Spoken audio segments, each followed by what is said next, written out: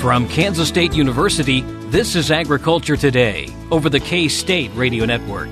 I'm Jeff Wickman. We'll start off the Friday edition by taking a closer look at the grain markets with K-State grain market economist Dan O'Brien. USDA released a series of reports earlier this week, and according to Dan, those reports may not have considered weather conditions enough. He'll explain later. Then K-State Research and Extension Crop Production and Cropping System Specialist Ignacio Ciampitti talks about the purple coloration of corn that is appearing in some parts of the state. While there is some concern for the corn crop, he thinks sorghum actually faces a bigger concern. K-State climatologist Mary Knapp recaps this week's agricultural weather. And in agricultural news, we'll hear about the winning entry in the Kansas Wheat Yield Contest Quality Initiative competition. It's all just ahead on Agriculture Today. Have you ever thought about where your food comes from? If you're thinking the grocery store, think again. Facts show that the American farmer feeds more than 129 people. They are continually increasing and improving their operations. A wide variety of crops and livestock are grown in Kansas as well as the United States, providing food to your dinner plate. Next time you see a farmer or rancher, thank them. For more information, contact K-State Research and Extension.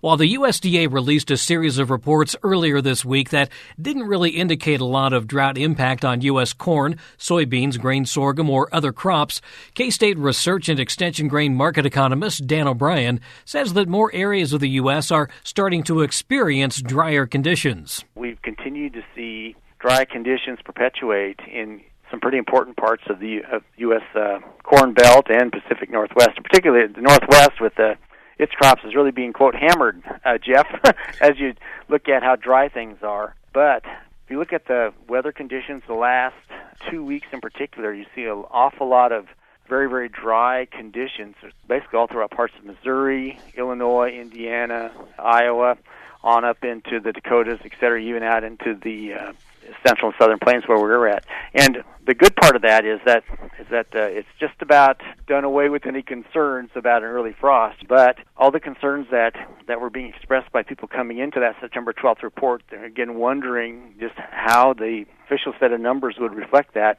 in terms of dry conditions affecting the weight of ears and how we, quote, finish out the crop.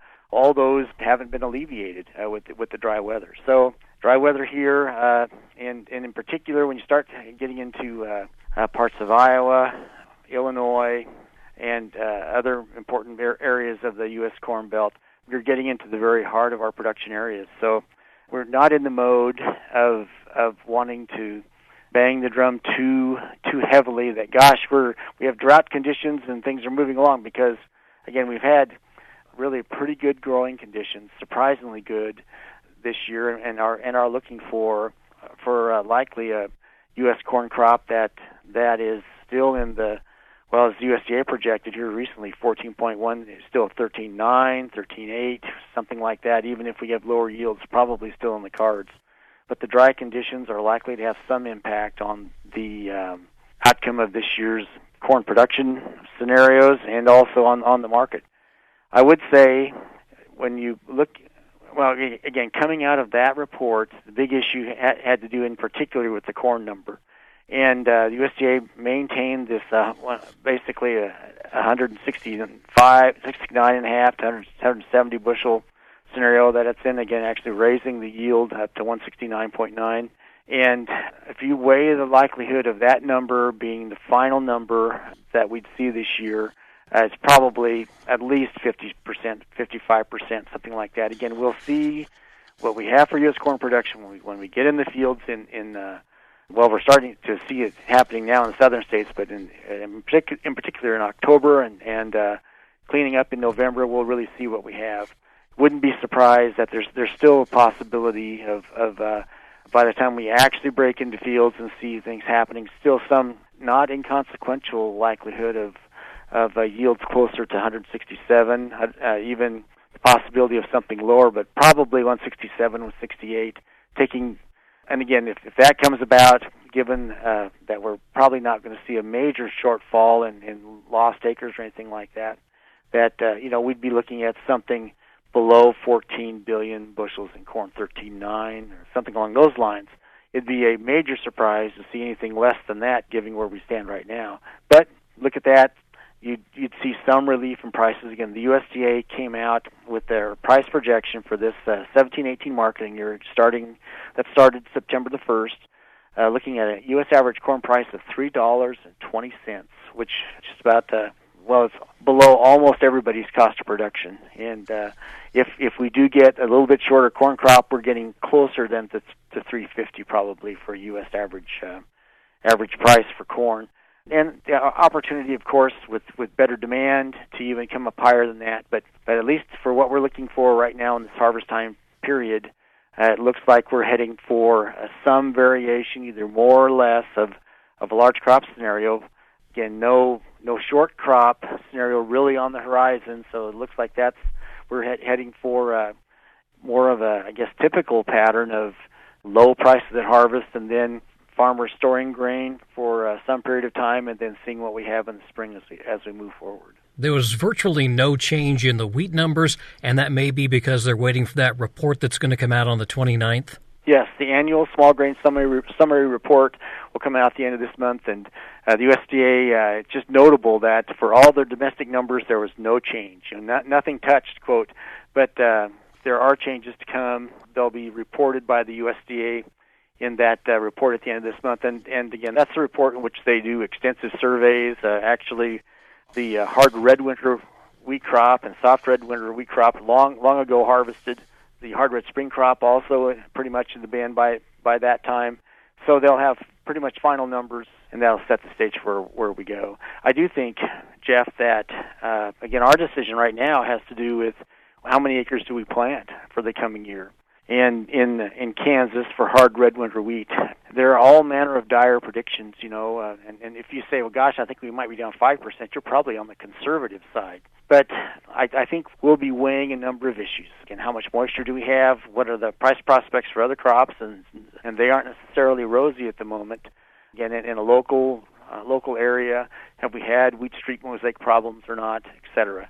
One bit of good news, actually, when you look at some of the reports now on a geographic basis of where we had relatively good protein levels for the Kansas wheat crop. You look at parts of southwest Kansas, and really in the southwest corner of the state, we had proteins at 12% or better recorded by, it's a report made up by the Plains Grains Incorporated groups, kind of a consortium of different wheat associations and other groups that support that.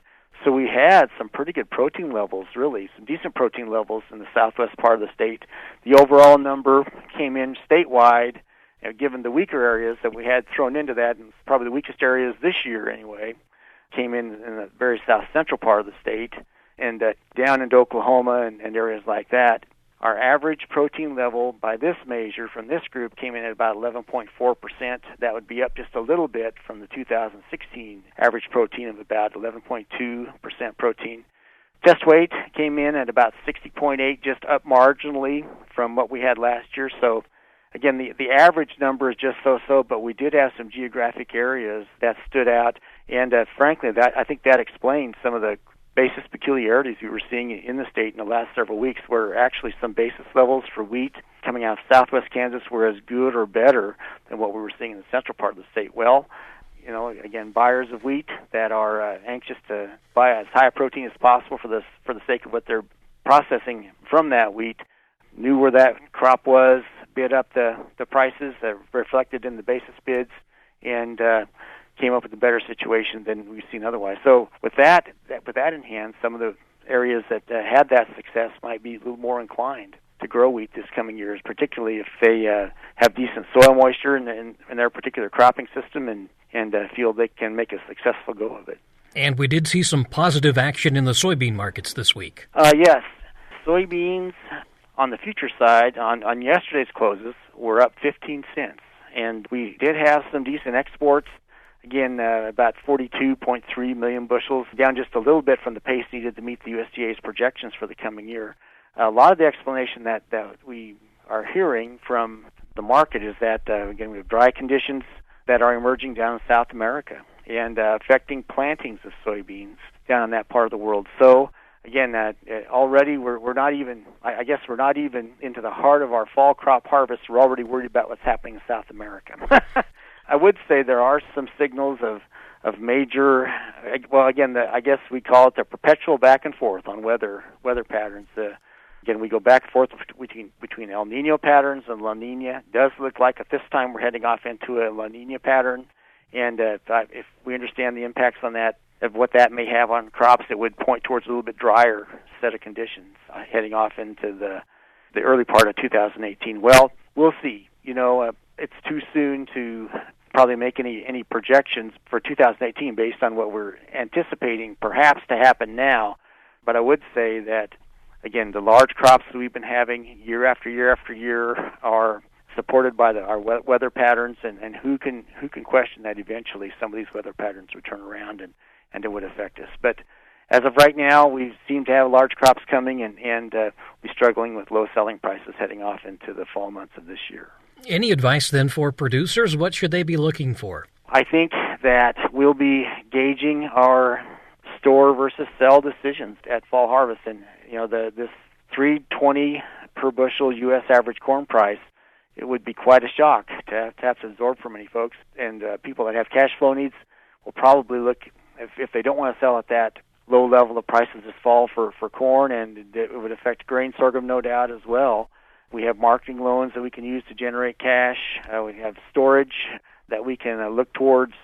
And with that, we'll just wait and see what happens. Probably in a case like that, if we store a good amount of our fall crops, then for the United States' sake, dryness in other parts of the world, particularly South America, that could support prices would be a great help. That's K-State Research and Extension grain market economist Dan O'Brien. For more information on the activity taking place in the grain markets, go to www.agmanager.info. Agriculture Today is back after the break.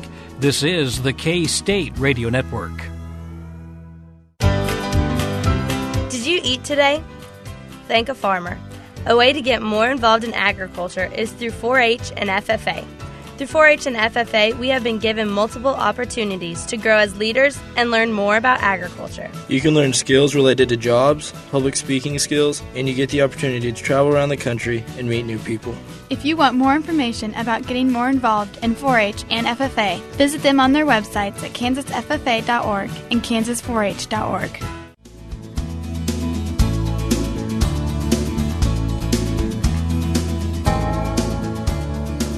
Listening to Agriculture Today over the K-State Radio Network.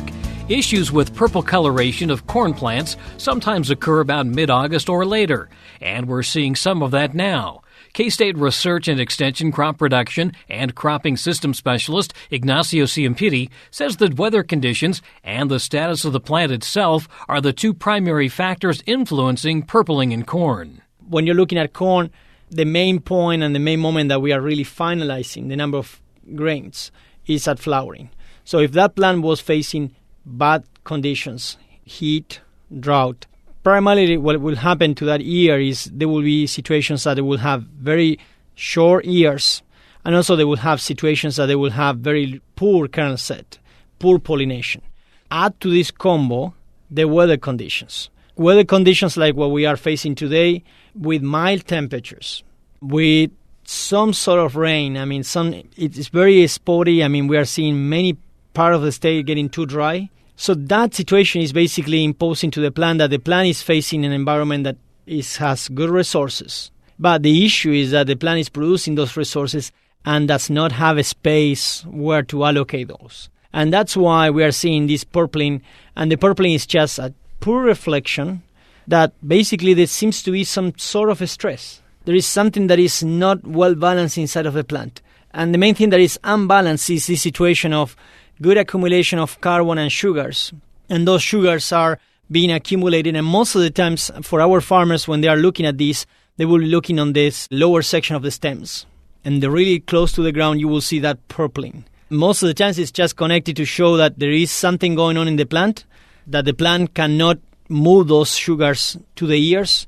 Sometimes it's also an expression that the conditions are good. And we need to emphasize that in this situation specific, when you are looking at corn close to the end of the season, is something that could happen. It's just a symptom of conditions that are happening. And then I think that the moment of the crop is one of the main factors, and the second one is the weather. And if we are going back to the weather, I think that we need to emphasize some of the main weather conditions that we're facing at this moment. When you're looking at our temperatures, and when you're looking back in August, I mean, we were probably below normal. So that is imposing to us that in some situations, the accumulation of heat per day for those plants was slower than compared with previous years. So most of the times I will say for corn or for soybeans, we probably are safe if the corn and the soybean was not planted too late.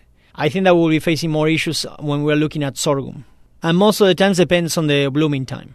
So, I mean, we have a kind of some sort of a framework that we use most of the times, and it depends on what is the area of the state that you're located. What was your planting date? What was the hybrid that you use? Because if you use a hybrid that was short, medium, or long maturity, then we know that those hybrids will take relatively different time to finish. And then you add the weather also, because the weather is basically affecting us, how those hybrids will be able to reach the end of the season. And if you look at the conditions in August, I think that we have below normal temperatures. Precipitation-wise, I think that we very sporadic. There are some places in the state that haven't received much precipitation at all. I mean, there are some soybeans that they are really too small, that they are showing some kind of a stunting symptom. They are showing that they are short in height, and it looks like they are not moving forward.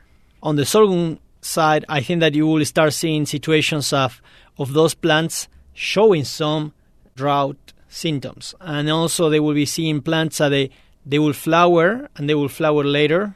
And sometimes sorghum has this ability to remain stagnant. If the conditions are not good, the plant will remain stagnant, waiting until conditions improve. What is the challenge for that plant to do that? The challenge is for that plant that if it remains stagnant for too long, when the plant is resuming the activities, we might be afraid that plant will not be able to finish. And I think that one of the main things that we are looking at our forecast in the next couple of weeks and even maybe in the next month is fall freeze. What is the probability of our first fall freeze? Because I think that will be what will be dictating exactly how long will be our season. For some of the sorghum that was planted late August, early September, it will be probably our main concern. I mean, our main concern will be if the sorghum was planted too late, and if we have a long season sorghum, and if it's entering into flowering by late August, early September, the probability for that sorghum to really mature, it will depend a lot on when is the probability and when will be our first freeze. Is the bigger concern the cooler daytime temperatures or the lower nighttime temperatures? I think that when you're looking at the lower temperatures during the night, precisely, I think that sometimes we want to see some variability. Our main question will be, what is our mean temperature? If we have low temperatures day and night, and if your mean temperature is too low, and we have seen situations at the minimum temperature, of course, depend on the intensity, but the minimum temperature in some areas of the state were reaching below 40 degrees. And then when we are getting in that minimum temperatures, we know for sure that we are stopping the photosynthesis, so those plants, they are not fixing carbon. In normal language, is nothing going on. Those plants are just not doing anything. And the main issue is that they're not growing. The worst case scenario is when we have sorghum or soybeans entering into what we call the seed filling or grain filling, when they're filling those grains. And we have very low temperatures below 32 degrees. Sometimes it doesn't depend too much on the intensity. You might have half an hour or an hour. Sometimes that intensity is good enough to at least interrupt, in some situations, the seed filling. And then for our farmers, the implications are big implications. When we're looking about seed weight, it's precisely on soybeans, I mean, seed weight is one of the main factors. We might go from 45 bushels to 65 bushels just by a change on seed weight. And we're talking about 20 bushels, 25 bushels just by changing our seed weight. So I think that we need to realize that conditions, that they will happen, the next 2 or 3 weeks, they still will have a big effect on our final optimal and potential yields on the crop.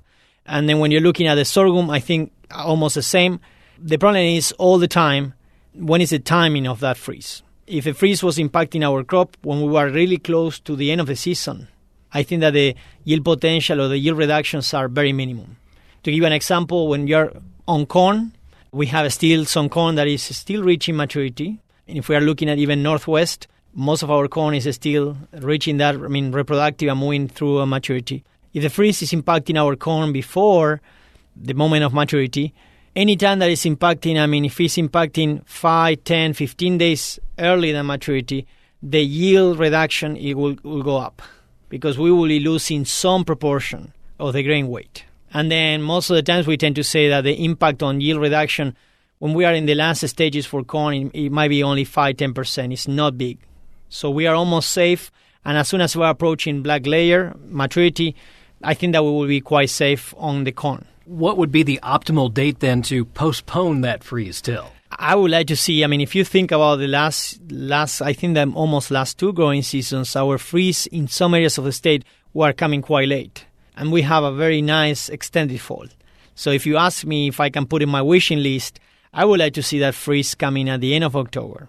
And I'm saying that because I understand and I know that still we have some double season soybeans planted really late. And we have some sorghum that was planted really late that was just blooming at the end of August or early September in some cases. So for those 2 crops, in order for them to finish, we will need to have at least 30 to 40 days. Really good weather conditions, hopefully some rain. I was going to say, what type of role do we need here for Mother Nature to play and get us some rain going? Well, I'm always saying when the farmers are asking me about this, I'm always using this analogy. The critical moment for corn is mid-July. We always say that in mid-July is one of our critical moments and is when corn is reaching flowering in some areas of the state. So for those areas of the state that you have your corn at flowering at mid-July, that corn will need around 2.5 inches of water per week. So think about that for one moment. So and then let's ask the same question: when is that a specific moment for soybeans? So then we need to move 1.5 months maybe later, and then we are looking about the last week, early September, when soybeans are entering what we call the pod formation and the seed filling, and that is the moment that soybeans at this time they are really needing that water. And right now is for the moment that soybeans are needing around 2 inches per week or 1.5 inches per week. And the demand start going down as those plants are still evolving, getting close to maturity. But for sure, my concern, and I think that we'll be seeing some impact on seed weight on soybeans. And I think that this year the impact will be more connected to some of these plants are showing this kind of a droughty symptoms. That lack of rain in many sections of the states are really impacting basically the ability of that plant to really fulfill and really complete the seeds. And 2 things that the farmers will start noticing if they want to go out and scout. You will be noticing pods that they will have 2 seeds or 1 seed rather than 3. So some of the pods basically will have less seeds. Some of those seeds inside of the pods, when you open it up, they will be already desiccated. And then there will be also, lower seed weight if our conditions, rain doesn't improve. Similar scenario will be for sorghum. From now on, I think that the rains are helping that crop just to make sure that we can fulfill and satisfy and complete that grain demand. So still the grain demand is one of the big factors to increase yields in our crops. And I think that we will have the next, I would say, probably 2 to 4 weeks to really see what will be our potential. That's Ignacio Ciampitti. He's a crop production and cropping system specialist with K-State Research and Extension. Agriculture Today is back in a moment. This is the K-State Radio Network. While many people know hunger is an issue in developing countries, it is also a problem in our own backyards.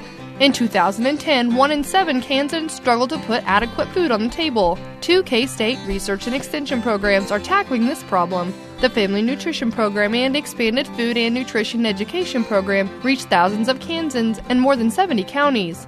They learn how to eat healthy with a low budget. For more information about these programs, visit ksre.ksu.edu.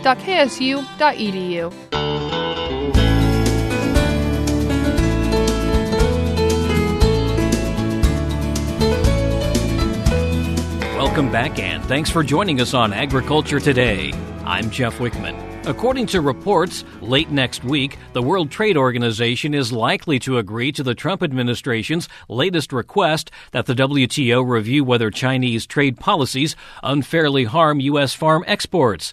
The Obama-era dispute alleged that the way Beijing applies its agricultural tariff rate quotas for rice, wheat, and corn imports violates WTO rules because it unfairly undermines the ability of U.S. farmers to export their grains.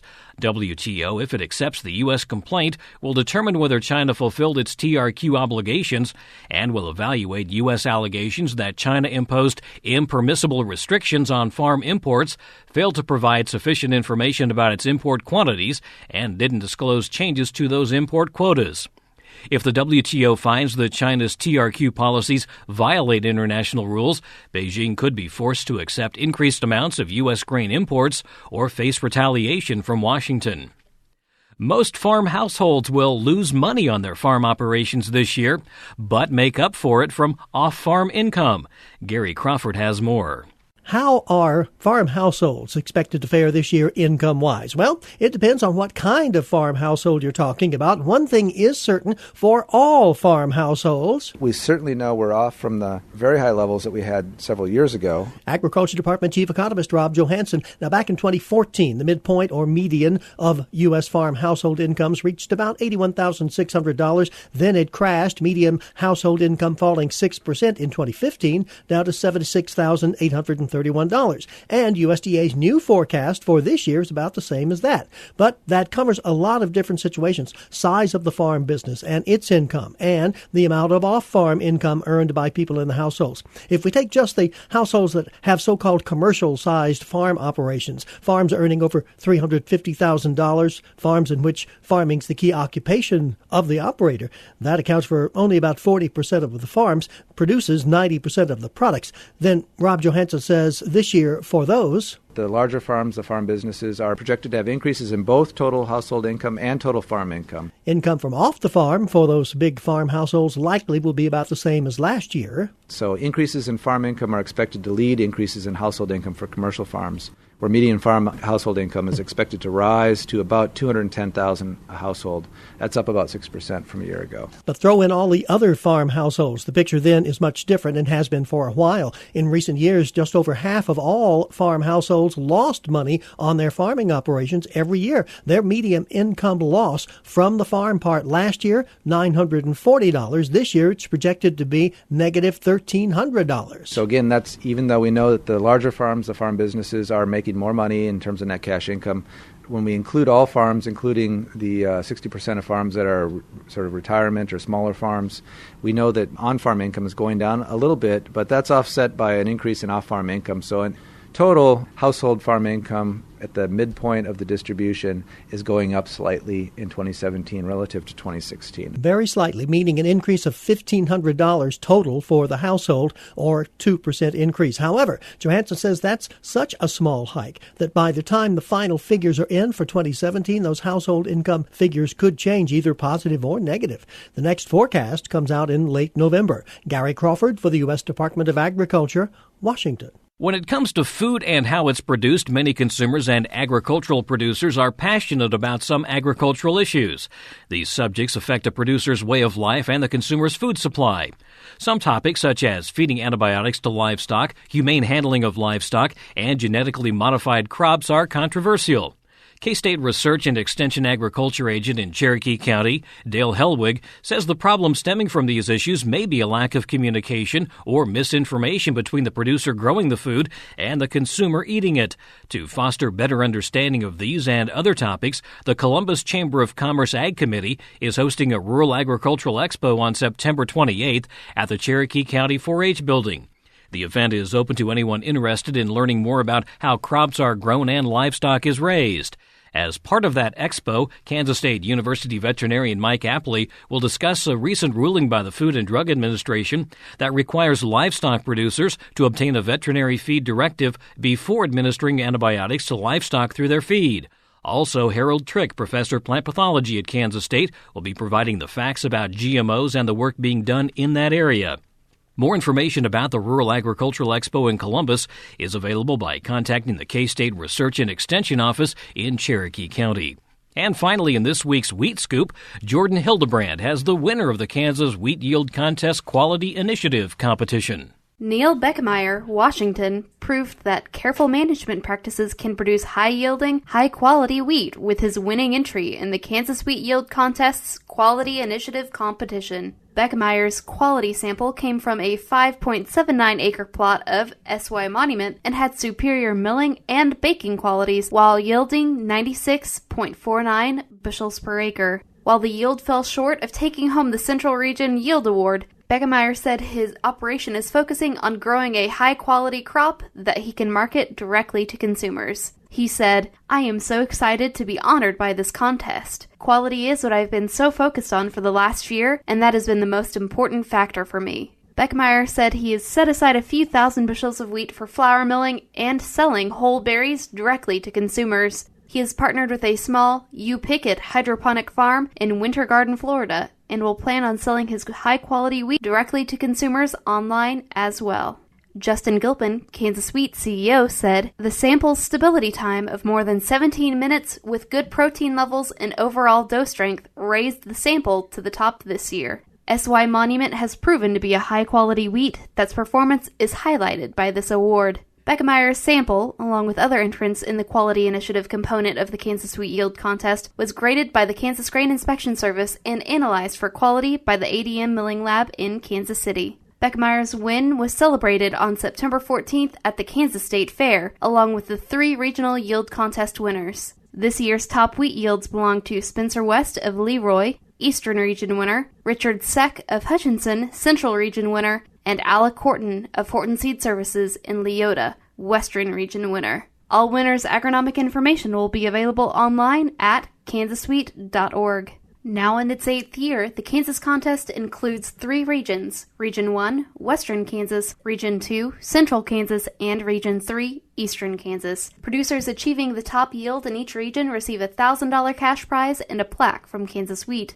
The winner of the Quality Initiative is recognized with a $250 cash prize. Gilpin said, "Hosting the Kansas Wheat Yield Contest is an exciting part of what we do here. We're proud to recognize farmers across the state for their dedication to good management practices and to celebrate their successes." For Kansas Wheat, this is Jordan Hildebrand. And that's a look at today's agricultural news. Agriculture Today continues after the break. This is the K-State Radio Network. Legal and financial concerns surround the day-to-day management of the agricultural industry. Producers, ag creditors, and USDA agencies rely on Kansas Agricultural Mediation Services. If you've received an adverse decision from the USDA or have an ag credit concern, call today 800-321-3276 or visit us online. Kansas Agricultural Mediation Services, exploring options, generating solutions.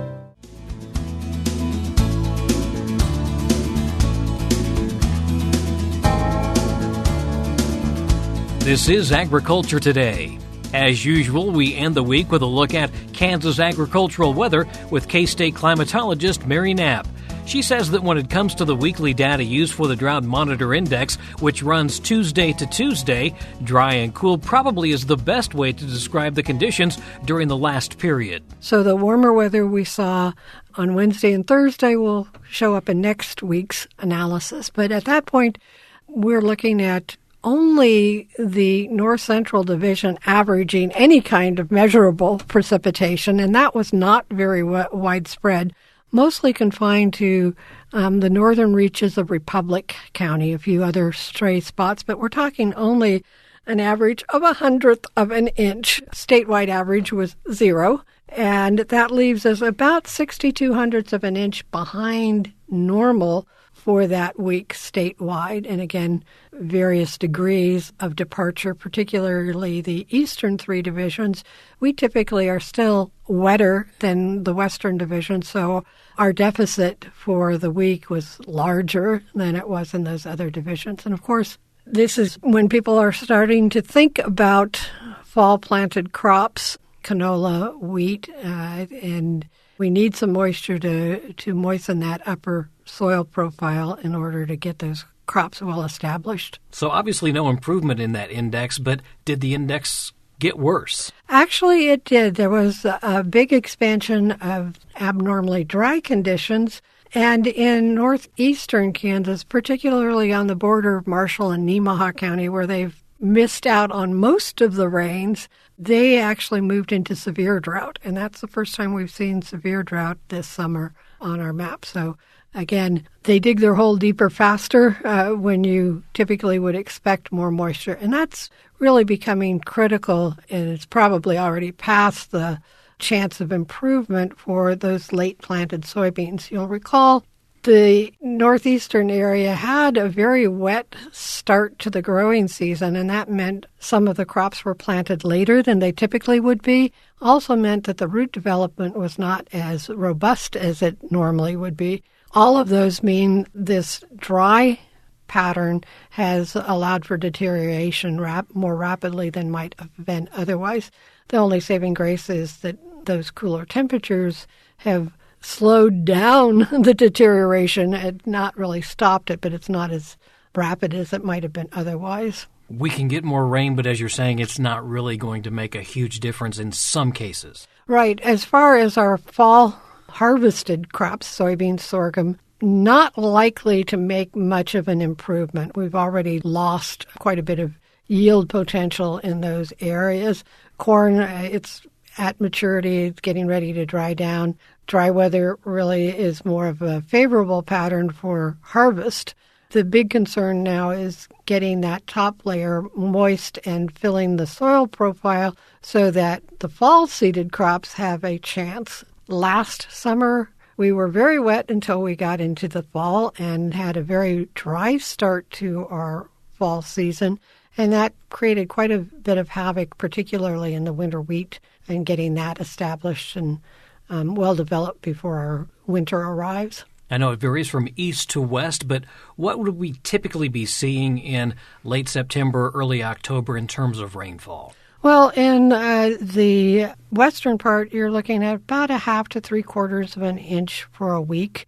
In the eastern part, you're looking more at 1 inch to 1.25 inches. And again, we start dropping off as we get into October, but still the eastern divisions generally are seeing more than 1 inch. It's not until we get into the December-January timeframe that we really get into our driest time of the year. Any models showing that maybe we can hit those numbers? Well, when we look at the 8 to 14-day outlook that was produced by the Climate Prediction Center, that is showing a hopeful note. They do one for temperature and they do one for precipitation. On the temperature side, that's not quite so positive. They are calling for warmer than normal temperatures, but that doesn't necessarily mean 100-plus readings. It could very well be upper 80s, which at this time of the year are starting to be higher than we would typically expect. On the precipitation side, there is a favorable chance for above normal precipitation statewide, and that would definitely be welcome. Looking a little bit more closely at another product, which is the quantitative precip forecast, that looks at the next week and how much moisture should accumulate in that time period. Looking at a week out is a lot more reliable than looking out at the further outlooks. And that calls for between basically 1/2 inch in the western areas to 1.25 inches in the eastern parts of the state for the week ending next Wednesday. That would be welcome news. Doesn't look like we're going to get much before the weekend, and the weekend chances are not particularly promising. It looks like more towards the end of that 7-day outlook is where we'll see the additional precipitation come in. Would you say that we're in Indian summer then? Not yet. Probably the only one that could call it Indian summer would be Brewster in Thomas County. The common definition for Indian summer is mild, dry pattern after the first frost, and we have not had the first frost in most of the state, so not quite. And we look a little bit further west, and they may be going, oh, wait a minute, are we into winter? They are expecting snow in the mountains in Montana and Wyoming. They actually have winter storm warnings out for those regions, particularly in the higher elevations, starting out with snow above the 10,000-foot level.